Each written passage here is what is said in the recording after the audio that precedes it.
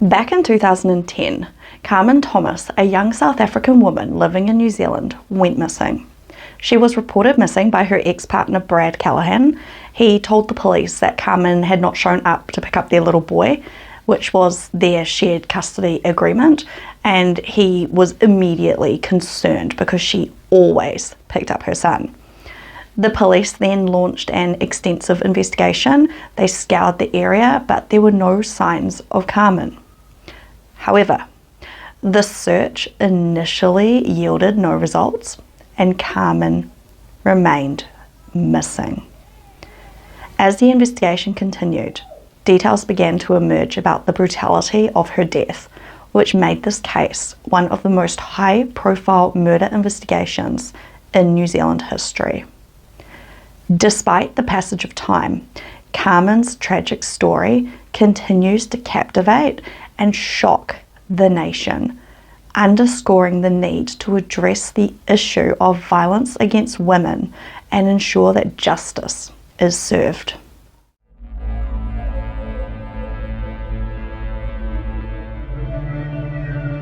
Hello, welcome. My name is Kate and this is Crime, Mystery and Mayhem. Here on my channel I talk about true crime, mysteries and things that interest me, but mainly true crime.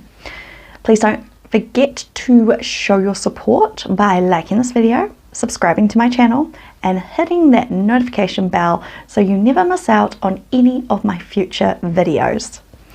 Thank you for being here with me. Another really sad story. Today's story, oh my god. Make sure you get cozy, grab some snacks, and let's dive into another true crime story. So today I'm going to be talking about a New Zealand case. This one hits quite close to home for me. As you know, or you can tell by my accent, I am from New Zealand. You see, our victim today was also an Aucklander, just like me, and the spot where they ended up finding her body was a place I used to visit quite often. I'd go fishing out there, we would go hiking out there. It was an area that we all knew. Well, my group of friends anyway. I feel like a lot of West Aucklanders went out there. But anyway, let's jump into today's story. So Carmen Thomas was born on October the 30th, 1977 in a really cute little village of Benoni, which is in South Africa. She came into the world as a beautiful tiny baby girl, but she had a full head of black hair, and apparently it sparkled in the sunlight. Her parents, Teresa and Neville, were overjoyed to welcome her into the world. As Carmen grew up, her family decided to move to the bustling port city of Durban. And throughout her childhood, Carmen's vibrant personality shone through in everything that she did. She had a passion for singing, dancing, and playing sports, and her talent in these areas, it was just undeniable. Not only was she gifted in the arts, but she was also a really bright student, and she excelled academically. She was the whole package. She had beauty, she had brains, she was just everything. Carmen's friends were drawn to her magnetic personality and they described her as the life of the party. She was always full of energy and enthusiasm. She had a loud, infectious laugh and a fearless spirit that inspired those around her. Her friends often joked that Carmen was the one who would lead them on wild adventures and would convince them to step out of their comfort zones. So when Carmen was only 10 years old, she sadly lost her dad, which really impacted her life. After that, her mum Teresa remarried, so she married a man called Wayne Scott, and he became Carmen's stepdad. Then Carmen and her family moved to Whitby in Yorkshire, England to be closer to their extended family. Carmen actually really liked it over there. But the thing is, later her parents, her mum and her stepdad, they decided they wanted to go back to South Africa. She didn't really want to go. She didn't want to go back. She wanted to stay. So she ended up staying with family and continued her schooling. So she was about 15 at that stage. So after she finished high school, she moved to Cornwall, which she lived with her relatives. During this time, she did different odd jobs to support herself. Sadly, during this time, so early 20s, Carmen was diagnosed with cancer. She fought it tooth and nail by getting chemo, and she managed to go into recovery. Later, when she was strong enough and she felt well enough, she decided to go back to school, and she enrolled in a marketing degree program in Southampton, still in the UK. She then moved to London and she pursued a marketing career. In her 20s, Carmen was a bit of a party animal. She loved to have a good time, and one night, her and her mate, they managed to actually get into a prestigious Café de Paris nightclub in London for free. Usually you have to pay, and it's really hard to get in, but they just kind of rocked up to the door and they were let in. So once inside, Carmen confidently made her way to the VIP area, where they were approached by a group of men who were immediately taken by the woman. These men generously treated them to expensive whiskey and champagne, which they happily enjoyed. It was a really fun night, apparently. In the mid-2000s, Carmen and Brad, so Brad Callahan, a civil engineer, they crossed paths while they were both in London. Brad was originally from Whakatane. It's here in New Zealand. It's probably about 3 hours away from where I live in Auckland. And that's where he was born and raised. It's actually really beautiful, Whakatane. My auntie and uncle built a house out there. It's really pretty. That's actually where White Island is. That's one of our volcanoes. And yeah, anyway, Google White Island, you'll know what I'm talking about. So he completed his engineering degree from the University of Auckland in April of 2001 before he moved to Australia. So he was in Australia for a couple of years, and then he eventually relocated to England, where he registered a business under the name of BJJC Limited in March of 2003. So this company was located in Fulham. It's a vibrant area of West London, known for its bustling markets, shops and restaurants. Brad's business operated in the construction industry, providing engineering and architectural services to clients across the UK.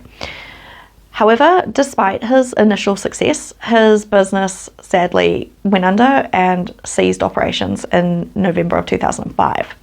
It's said that Carmen and Brad had met at a party, but the exact circumstances of their first meeting still remain unclear. What we do know is that they quickly hit it off and they started dating, with Brad making a really good impression on Carmen's friends. Everyone seemed to really like him, and she was pretty smitten.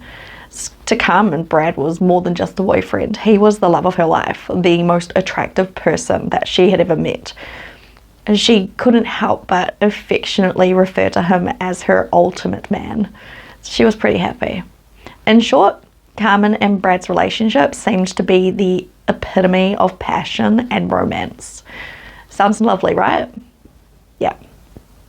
Doesn't stay like that though, sadly. In 2005, Carmen discovered that she was pregnant with the couple's son. Some sources suggested that Carmen and Brad's relationship was quite volatile, while others say that they were happy. So I'm guessing, different people see different things. Regardless of the speculation, their son Jack was eventually born, and both of them were really happy, and they did a really good job of co-parenting him. Eventually, Carmen and Brad did split up, but their breakup was amicable. They were on and again, off again for a little bit there, and then they just decided, yep, we're done. They reached an agreeable custody agreement for their son Jack, so that he had both of his parents, and they did really well at keeping this agreement. When Carmen became a mum, she knew it was her calling. She loved her son. He was everything. Her son Jack, he was just her top priority, and she became a fiercely protective mama bear. Her friends often referred to her as a lioness, fiercely guarding her cub when it came to her relationship with Jack. She was so in love with her son. It was I've seen so many pictures. It's so cute. Brad was also a dedicated parent and a doting father to Jack. So he was really lucky. Jack had two parents that really adored him. So a year after Jack was born, Brad actually moved to New Zealand, and Carmen followed soon after. She was determined to make sure that her son had both of his parents growing up, she would go to any lengths to make that happen. So Carmen moved to Auckland with Jack, and they settled into a suburb called Remuera, which was only a few blocks away from Brad. Remuera is actually really nice. It's one of our, upmarket areas, and super close to central Auckland. So Brad actually got into a new relationship with a woman called Tanith Butler, and they got engaged. So Tanith, she also ended up pregnant a little bit later. Carmen talked to this new woman, and she was fine. Like, they got along, they were fine. It wasn't like we're going to be best friends, but it was a mutual thing. It was like, yeah, we're cool. Carmen even had the chance to, hang out with her for a bit. Like, they were fine. They were fine. Her friends actually admired her for handling the situation so well. By June of 2010, Carmen had found herself in a difficult financial situation, and she felt that she had no other option but to work as an escort at a gentleman's club in Pakuranga. So that's in East Auckland. Pakuranga would have been about 20 minutes away from where Carmen lived, depending on traffic, of course. We don't know what time she starts work. If it's peak hour, then like an hour and a half. Although she was not thrilled with this career choice, Carmen was determined to do whatever it took to provide the best life possible for her son Jack. During this time, Carmen had remained strong and steadfast in the face of many challenges. Like, being a single mum and working, it's hard. She was working long hours at that club, dealing with difficult clients and trying to balance her job with also being a single mum. Despite these obstacles, Carmen was determined. She was going to make it work, and she was. At this point in her life, Carmen's relationship with her mum, Teresa, it was quite strained. The two had been, arguing a little bit, and they weren't speaking at that time. However, Carmen knew that family support was crucial during such a challenging time, and she started to, make the efforts and taking the right steps towards rebuilding their relationship. Carmen knew that having a strong support system was essential, and she was willing to do whatever it took to rebuild her relationship with her mum. It is really important to have a support system. I know that. I'm a single mum. You need your backup. On June 27th, 2010, Carmen went shopping at the Green Lane Countdown at 7:10 p.m. Countdown supermarket. This sighting was the last time that she was actually seen, and her bank account was also accessed for the last time. Carmen sent a message from her Facebook account at 8:14 p.m. the following day. Several days later, on July the 3rd, Carmen texted her boss at that Pakuranga Gentlemen's Club. Then on July 13th, Brad called the Auckland police, and he reported Carmen missing. Brad explained that Carmen was meant to pick up their 5-year-old son Jack, but she never arrived, which was really strange because she was in love with her son. She was devoted to him. She wouldn't have just not shown up. He said that he tried to call her several times but never received an answer. And when Brad reported Carmen missing, an investigation into her disappearance began. Around the time Brad called the police, residents in Hamilton, they actually discovered an abandoned, unlocked vehicle that they considered suspicious. They called the police, and after running the VIN, that's the number on the vehicle, on this car, the officers realised that this was actually Carmen Thomas's car. But what's her car doing in Hamilton? She lived in Auckland. Hamilton's like an hour away, hour and a half, depends how fast you drive. So it's weird. What's going on? The investigation into Carmen's disappearance took a significant turn when crime scene investigators processed her vehicle for evidence. Inside the back seat of her car, they discovered a packed suitcase. As the investigators delved into the suitcase's contents, they were met with a shocking sight. Several items inside were covered in blood. So, as a standard procedure, the blood-stained items were swabbed and tested. The test results, they soon came back, and they confirmed that the DNA was Carmen's. It was her blood. Very scary, very scary. This development left the officers with no choice but to consider the possibility that the blood evidence was related to her disappearance. However, the detectives knew there could be a reasonable explanation for why there was blood on her belongings. You know, she might have cut herself or whatever. She didn't.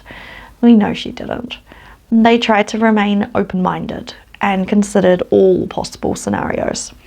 The investigators proceeded with a series of tests to determine the identity of whoever had been driving Carmen's vehicle. They swabbed various places inside the car, hoping to gather evidence to help them identify the person who was behind the wheel. However, all the tests eventually returned inconclusive. So the seat was kind of positioned back further than Carmen's height, so they assumed it was a male driving. Yeah. While the investigators searched through Carmen's vehicle, they discovered an unexpected discovery. So inside the glove box, the glove compartment, they found 2 notes. One note related to a debt that Carmen owed to the manager of her escort agency, and the other note contained cash for services that Carmen had performed under the name Misty, the alias that she used at that gentleman's club. Despite swabbing the note for any traces of DNA, they could not find the writer's profile. So the lack of DNA evidence really frustrated the detectives, and it made them believe that whoever wrote the note had been wearing gloves to avoid leaving any forensic evidence behind. Detective Inspector Mark Benefield, the lead investigator on the case, he couldn't help but feel there was something more sinister at play, which there was. Otherwise, we wouldn't be sitting here today. So the absence of DNA evidence and prints on the note raised suspicions. Yeah. So this detective believes the writer had intentionally covered their tracks, suggesting there was more to the story than meets the eye. With the note providing little in the way of leads, the detectives decided to canvass Hamilton, where Carmen's car was abandoned. They hoped that witnesses in the area could shed light on who was driving the vehicle at the time of her disappearance. However, to their disappointment, no one came forward with any information. So we're going to assume whoever put the car there did it at night or something like that. Maybe. The next step in the investigation was for the detective to visit Carmen's apartment in Remuera.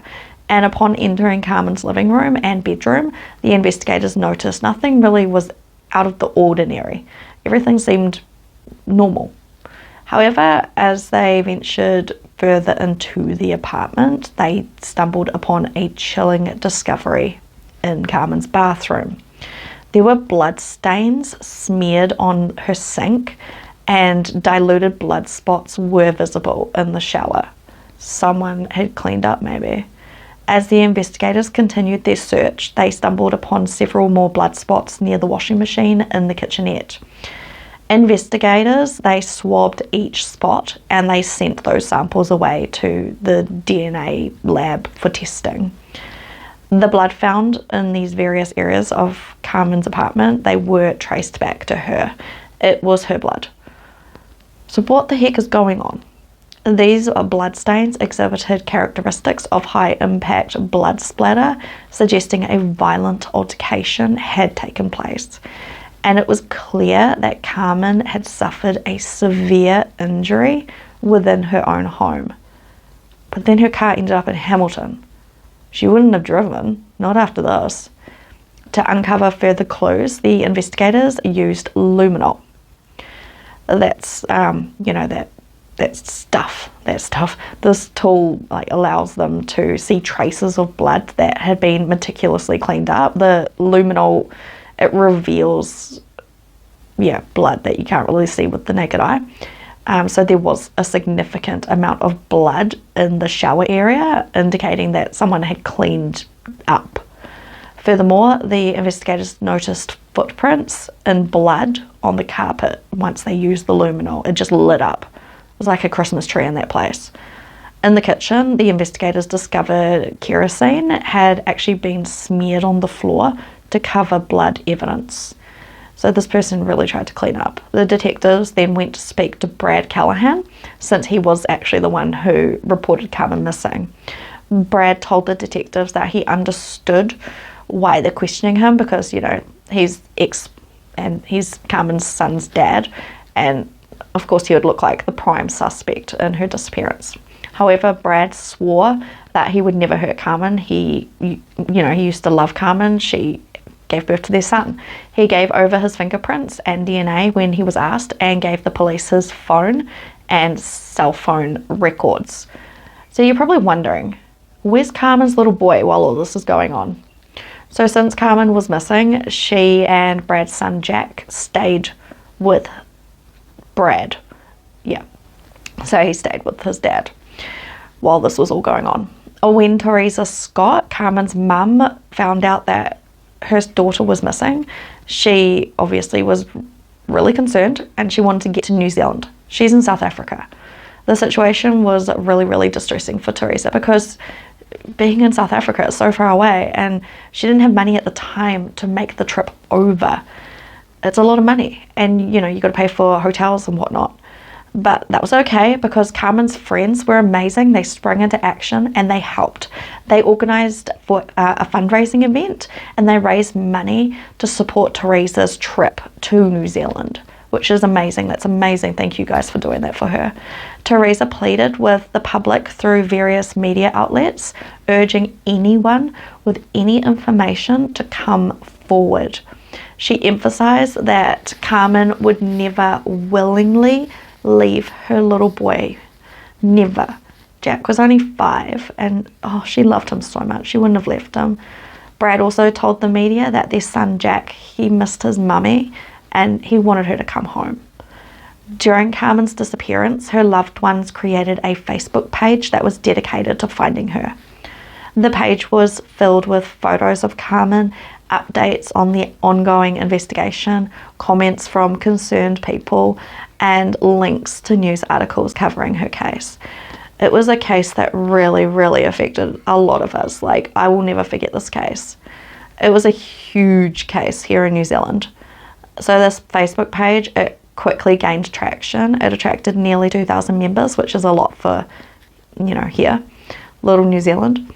On August 15th, investigators revealed that Carmen's missing person case had been reclassified as a murder investigation based on the discovery of blood evidence inside her vehicle and inside her apartment. There was a lot of blood. It was so much blood. It was this kind of amount of blood that you wouldn't survive. But where is she? Where is Carmen? The forensic cell phone experts also thoroughly looked through Carmen's phone records while she was missing. What they discovered was peculiar.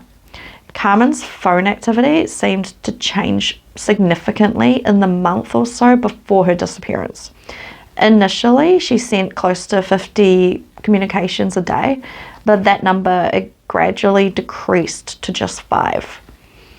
After 2 weeks, Carmen stopped responding to any communications at all. The investigators found that the biggest change in Carmen's phone history happened weeks before her reported disappearance. So she'd been missing for a while before she was actually reported missing. Upon closer examination, it was discovered that the language used in her text messages had undergone a subtle change. You know how we talk in a way? Like, I'll be like, sup, not, hello, how are you? I don't talk like that. We all talk differently. Although at first glance, this didn't really seem significant. And they were like, nah, it's all right. People do speak in a certain way, right? Yeah, we all, I know my mum, if she doesn't put love mum at the end of every single text, I know it's not her.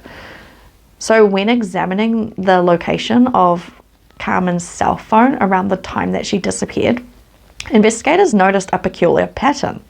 Carmen's phone never pinged in Hamilton, despite her car being discovered there.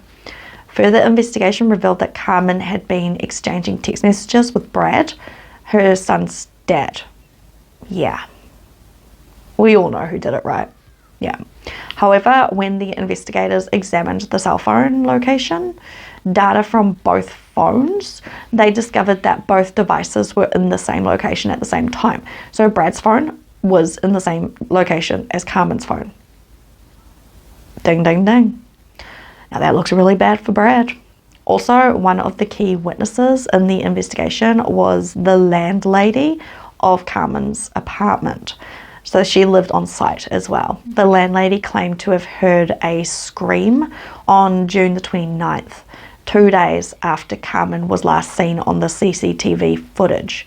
According to the landlady, the noise originated from Carmen's apartment. So unsure of what she heard, like, because maybe it was like TV or just kids playing or whatever, she turned off her TV. She walked to the top of the staircase and she kind of just stood silent and listened. You know, what is that? What's going on? She then heard a soft whimpering noise as if someone was crying. It was accompanied by a male voice saying, shh, like telling her to shush. Worried about her tenants' well-being, this landlady went over to Carmen's apartment and she knocked on the door, but she didn't receive any response. Wanting to make sure that she was okay, she cautiously peered through the window and she noticed that some items inside the apartment had been knocked over. She was a really good landlady. Like, she would check in on her people. She knew, like, you know, where their things were in their apartments. So this sight further heightened her concern. According to Carmen's landlady, after she knocked on Carmen's apartment door and got no response, Brad Callahan, the ex, he appeared in the driveway, like, quite soon after. Yeah, and he was dressed in boxers and a shirt. The landlady told the detective that Brad was carrying a pair of jeans and his shoes. So what's he up to? To explain his appearance, like why he's there, Brad told the detective that Carmen, who was going through chemotherapy, yeah, but she had cancer way before that anyway, apparently she vomited blood all over him. So he lied a little bit there. When asked how Carmen was feeling, he said that she was resting. Carmen's landlady also told the detective that Carmen's garbage bin was missing. The detective believed that the garbage bin was a logical way for a person to transport a body and could have been how Carmen's body was moved after she died in her apartment. That's when a search started for her missing trash can. So here in New Zealand, every council rubbish bin, we call it a council rubbish bin, has a serial number and it links them to each address. I have 3. I'm only supposed to have 2, but I have 3. On September the 1st, 2010, Carmen's missing outdoor rubbish bin was actually found. And it was found near Brad's house. Looked real bad, right?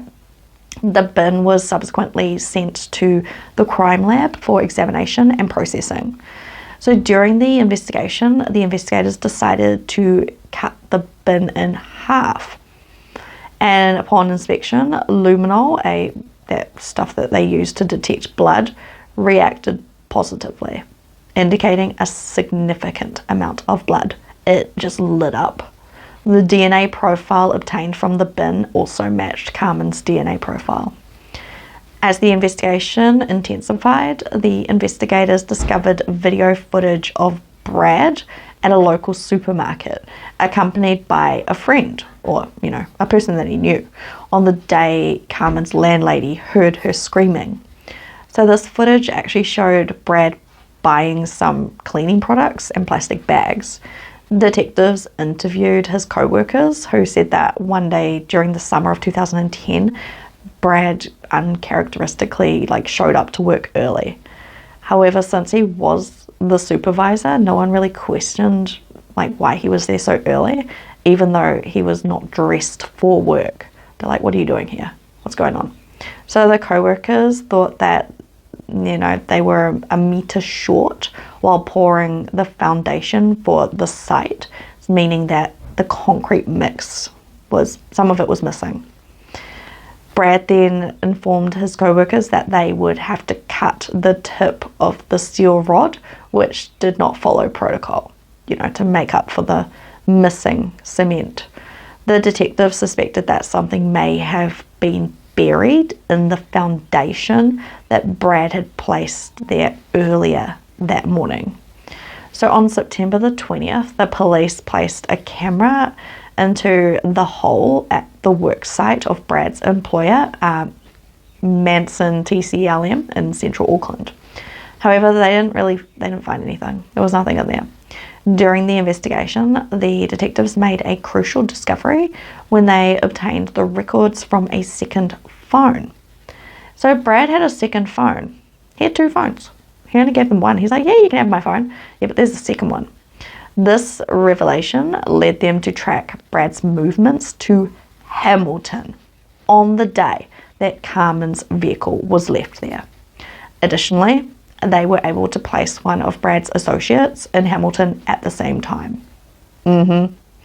With all the evidence piling up against Brad for Carmen's disappearance and murder, the detectives eventually arrested him on September the 21st, 2010. It's pretty obvious who did it, right? But where is she? Where's Carmen? However, despite this significant breakthrough, the investigation was far from over. They still needed to find Carmen. The absence of her body presented a considerable challenge for the prosecution in securing a conviction. It's like no body, no crime, but there's lots of blood, so clearly there was a crime. Upon his arrest, Brad's car underwent a detailed forensic examination. Investigators discovered blood-stained foam seats, indicating that the blood had been flowing. Yeah, so it was like streaming out of whatever it was in. After removing the back seat, they found even more blood.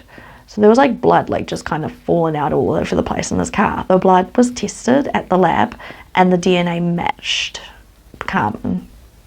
Investigators conducted reenactments to determine to see if this trash bin could fit into Brad's car, which they believed was the method this person used to transport her body. So these reenactments revealed that the bin could be fitted into Brad's car. There was also a smudge on the window from one of the bin. So there you go. The investigators noticed the marks lined up perfectly with the spot on the glass. So the bin rubbed against the glass when, it was pushed in. Moreover, the officers observed that the bin had been positioned in Brad's car with the wheels up and the lid opened. That's stupid, because the lid, it's open. Carmen's blood, it just kind of leaked out. Yeah. These reenactments provided valuable insights into the officer's theory that Carmen's body was transported to the disposal site using Brad's car. The detectives believed that Brad had written a note in Carmen's car indicating that she had a job in Hamilton in an effort to mislead the police. As part of the investigation, detectives seized several samples of Brad's handwriting from his house. These samples were then handed over to forensic handwriting experts who looked over it, they checked it, this note that was in the car, and based on what they saw, they were able to determine that Brad was the writer of these notes. Despite their extensive search of Brad's home, the investigators failed to find any further evidence linking him to Carmen's murder or, leaving her whereabouts. However, during their investigation, they discovered intriguing searches on his computer. So on July the 28th, 2009, the day before Carmen's disappearance, Brad conducted a series of disturbing searches.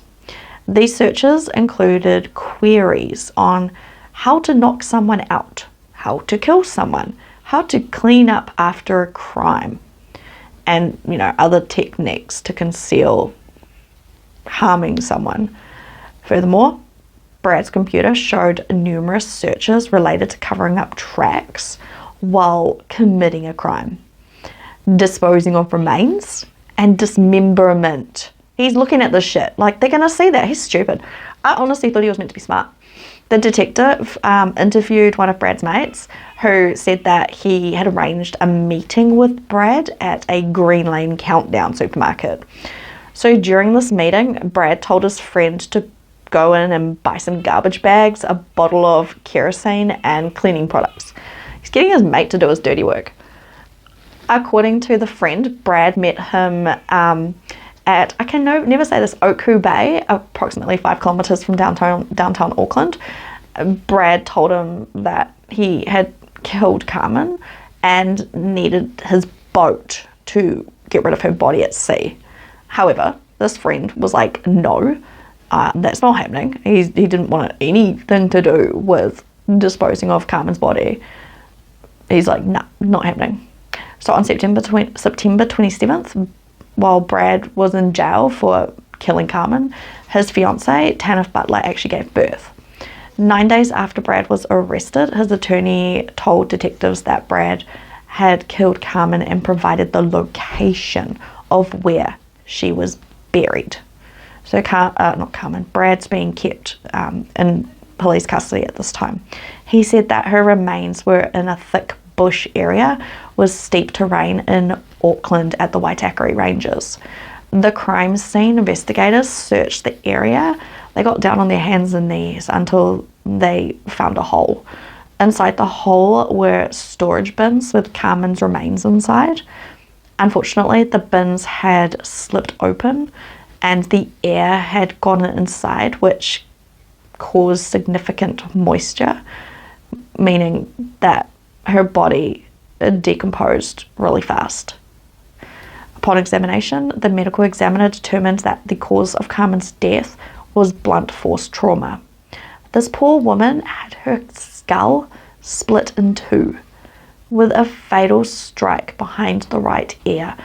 He hit her so hard. The shock caused by this injury, it was so severe that it caused damage to her brainstem, ultimately resulting in her death. The detectives discovered Brad had purchased a meat cleaver and 120-litre plastic bins on June the 30th. Oh my god. This shit doesn't happen here in New Zealand, but apparently it did. Further investigation led them to believe that Brad had dismembered Carmen's body into 8 pieces. Brad severed her legs from her torso at the hip, each leg being severed through the knees into 2 pieces. He also severed her arms and head and placed the severed body parts into plastic trash bags. Poor Carmen. These trash bags were then encased in cement in paint buckets while her torso was placed in one of those plastic bins I told you about. In court, Brad pleaded not guilty to Carmen's death. Carmen's loved ones were relieved that her search had finally come to an end. However, they also expressed anger and sadness upon learning, the way she died. What? Carmen's funeral, it was held at the Green Lane Christian Centre in Auckland on October 13th, 2010. This service was closed to the media, but reporters without cameras were allowed in. Approximately 150 mourners gathered to pay their respects. Carmen was laid to rest in a white coffin. Throughout the entire service, her killer's name was never mentioned. Instead, the attendees focused on discussing Carmen's dedication and the love that she shared with her son Jack. They highlighted how Jack would continue his life without her love and protection. I always get, oh my god, I always start crying with this stuff. I've become so soppy. Brad Callahan's dad, Philip, he expressed unwavering support for his son during an interview with the Star Times parents. Philip said that Tanith, Brad's fiancée, who had just given birth to their son, also stood by Brad's side and was an exceptional young woman. I wouldn't say that. Why are you sticking by someone who cuts up his baby mama's body? Come on, Tanner. According to her friends, her primary focus was taking care of her baby and navigating through this challenging period. Seriously, that's when you cut ties. When you hear that they dismembered someone, you leave. Additionally, Jack was in the custody of Brad's mum, Jennifer. In the winter of 2011, Brad changed his pleas to guilty. He pleaded guilty to murder and attempting to pervert the course of justice. According to Brad, on June 29th, the day when he killed Carmen, he went to her apartment in Remuera to discuss their son. Carmen had told Brad that their son was being bullied at the Victoria Primary School. It's a high-end school that Brad and his fiancée had moved to be closer to. It's meant to be a really good school. So during their conversation, Carmen told him that she wanted to pull Jack out of the school because he's being picked on. She also told Brad that he didn't really have any say in this matter because he wasn't Jack's biological father. So yeah, she probably shouldn't have said that because he was. I think she was just upset. This statement reportedly caused Brad to snap, and apparently he felt an overwhelming sense of anger and just lost control. As a result, he struck Carmen several times in the face with their son's baseball bat. Carmen was crying throughout the altercation, which the landlord heard, and apparently Brad tried to calm her down. That was, the shushing that this landlord heard. However, he eventually did hit her again, one final time, on the right side of her head with deadly force, instantly killing her. Brad admitted to taking steps to dispose of her body by dismembering her remains, storing them in containers and encasing them with concrete and then burying them. First he tried that whole go out to sea thing, but that didn't pan out. Apparently they actually did get on the boat. I'll talk about that after. Additionally, he said that he used Carmen's phone to text her mates and family just to kind of keep up the guise that she was alive, she's fine, even weeks after he killed her. And in order to further complicate the investigation, Brad also said that he drove her car to Hamilton just to make it look like that, she had gone to Hamilton for work and encountered foul play. On March 30th, 2012, the judge sentenced Brad to life in prison with a minimum non-parole period of 13 years and 8 months. Not long enough. The judge who presided over the case said Carmen's murder was not only a tragic event due to the devastating impact it had on her family and her son, but also because it ruined Brad's life with his fiancée and their new baby and the life that they had hoped to build together, as a new family. According to the judge, Brad was an intelligent and talented man who had a promising future, which has now been lost. I'm sorry, but I don't give a fuck about Brad. Oh, I just swore. Oh no. Carmen's mum, Teresa Scott, addressed the court during Brad's sentencing hearing. She said that her life was shattered. She was destroyed after she found out her daughter had died and the way that her daughter had died. And she felt some guilt, from when they fell apart for a bit there. And she really wanted her relationship back with her daughter. Teresa said that she had not been able to sleep. She had really struggled to concentrate, and she had found it really difficult to just, go about her every day. Just running errands, she couldn't do it. Furthermore, despite having compassionate employers, her work suffered immensely. Traveling between South Africa and New Zealand, it was hard, and it took a major financial burden on, it was hard. It was really hard. She couldn't afford it. People were helping her, but it wasn't enough.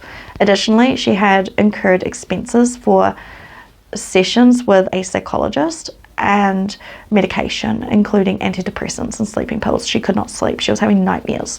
One of the most significant challenges that Carmen's mum was facing was the fact that she wasn't able to see her grandson because he was with Brad's mum. I don't understand that. This process was not only emotionally challenging, but it was expensive. She had to go through a lawyer to see her grandson. Wayne Scott, Carmen's stepdad, he testified in court that he had experienced nightmares since her tragic death.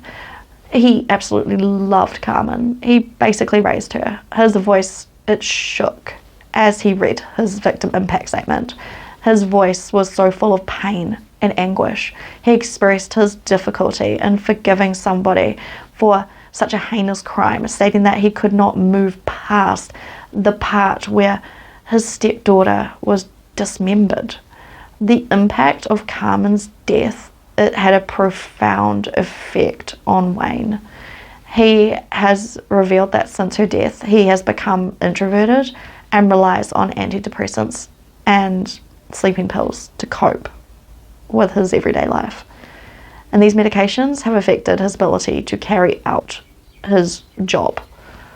He is struggling. As a result, he was asked to leave his job. Carmen's immediate family expressed gratitude to the New Zealand police that were involved in the investigation and our justice system, stating that they were satisfied with the outcome and commended the police for their professional and compassionate handling of the situation. I feel like they were a little bit lenient on his sentencing. Some of her other family members, Carmen's other family members and some friends, and even strangers, they expressed that they were dissatisfied with what they deemed a light sentence. I feel like that as well. One of Carmen's cousins voiced his frustration on social media, advocating for life imprisonment without parole or even the death penalty for the perpetrator, Brad. Like, he should get life, like, until he dies. This cousin argued that there was no justice for Carmen. It doesn't seem like it. Like, Brad didn't get much time. Not really. Another individual expressed their wish that this case had been heard in the United States, as they believed that it would have been a different outcome, especially if, the death penalty was on the cards. Brad Callahan, he's eligible for parole next year, and I hope to God that they don't let him out. They shouldn't. I'm scared though. Our legal system isn't the strictest. Like, they're strict, but not like the rest of the world. So there is always a chance he manages to worm his way out. But I really hope that he doesn't. Carmen was a beautiful woman. She was just trying to raise her son. And this case, it will stick with me forever. And I'm going to start crying. Oh my God. It was one of the first cases that I started working on when I first started all this. Also, from what I've heard, Jack is doing really well. And he lives under a different name for privacy reasons. Oh, I'm always crying. It's like, am I pregnant? No, I'm not. It's so sad what happened to Carmen, honestly. Oh, I always cry. These days I'm crying so much. So what do you guys think about that case? Feel free to share your thoughts in the comment section below.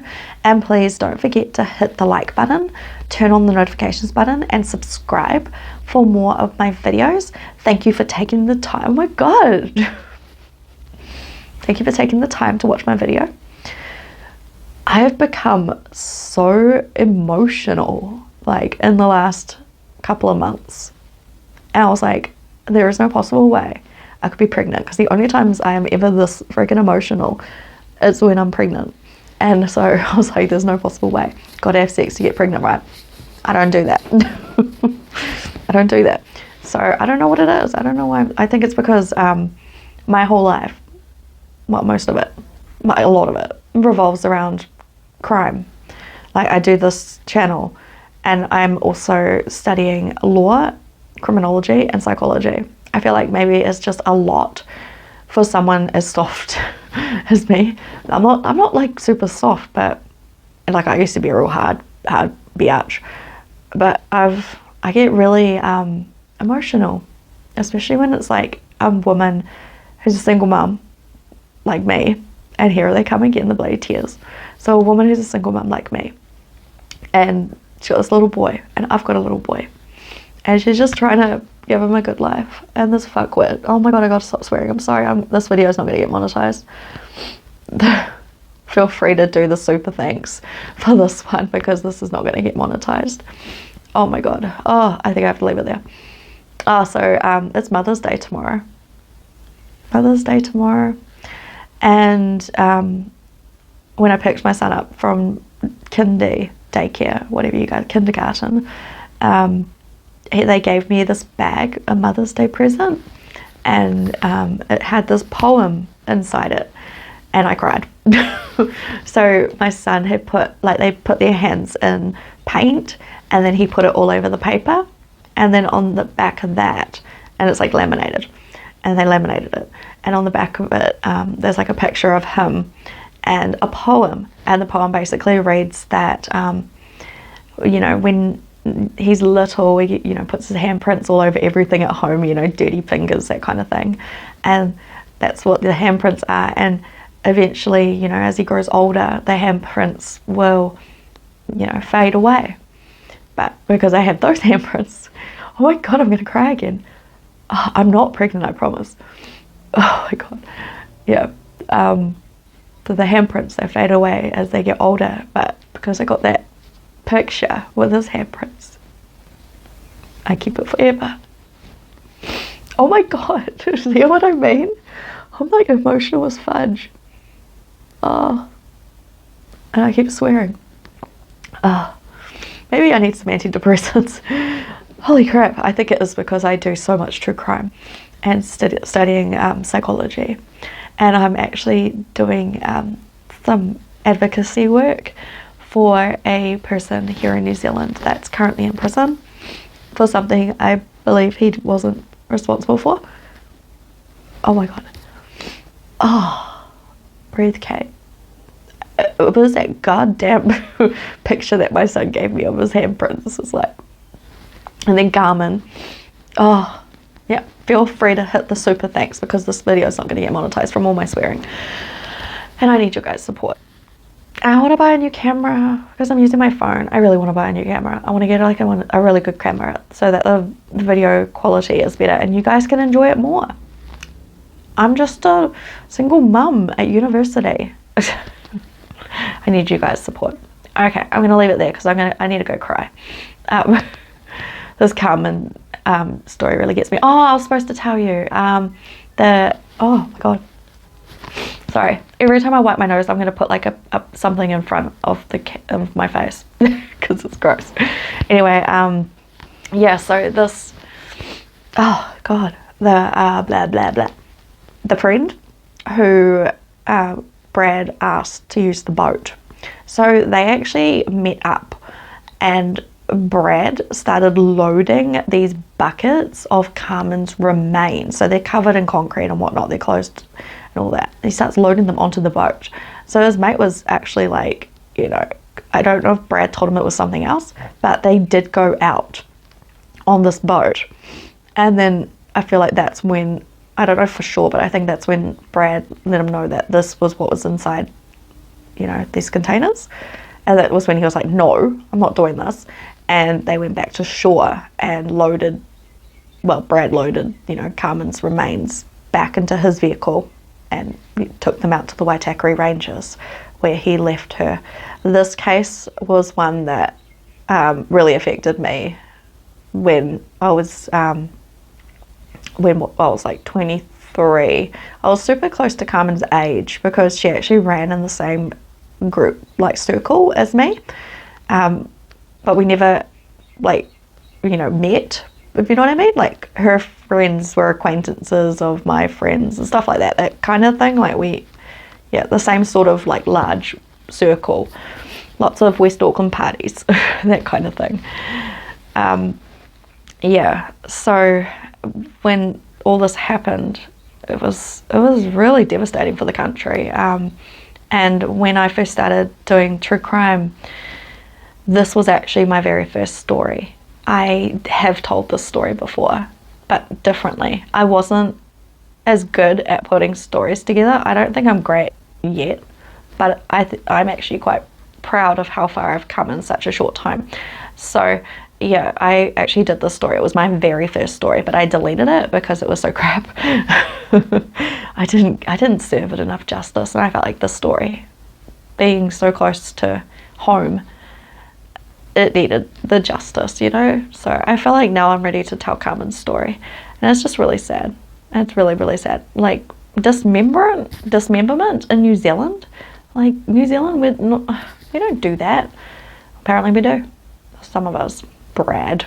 He's eligible for parole next year. I think I'm going to put a petition together. I'm already advocating for somebody. I can advocate for somebody not to get out.